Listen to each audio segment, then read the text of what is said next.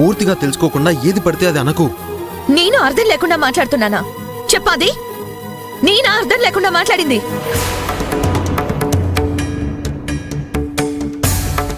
నా పేరెత్తితేనే చిరాకని అన్నది నువ్వే కదా?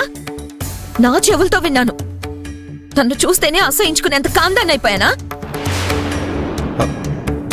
ఏయ్ సంజన, అరవకు. అందరూ మనల్నే చూస్తున్నారు.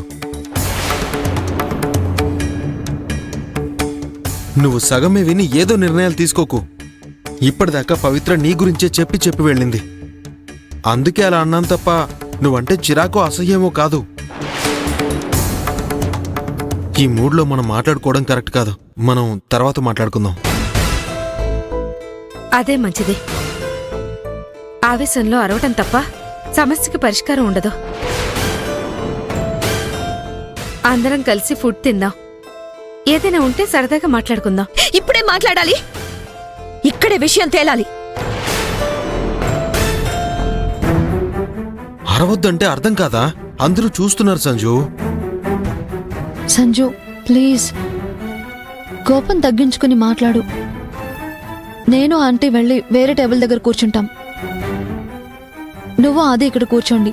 ప్రశాంతంగా మాట్లాడుకోండి. ప్రాబ్లం సాల్వ్ చేసుకోండి. ఆంటీ పదండి. ఏ నువ్వేంటే నాకు చెప్పేది? నీ సలహాలు ఎవరు అడిగారు? నేను ఆదితో మాట్లాడుతున్నాను. నువ్వెందుకు మధ్యలో వస్తున్నావు? సంజు ఏమైంది నీకు? కాస్త ఓపికతో ఉండవే.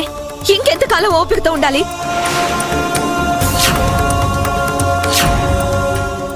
వీడేమో నన్ను దూరం పెడతాడు, ఈవిడ గారేమో సలహాలిస్తుంది. పిచ్చిదాల్లా కనిపిస్తున్నానా? ఏయ్ ఏంటే నువ్వు? ఇప్పటిదాకా పవి నీ గురించే మాట్లాడింది.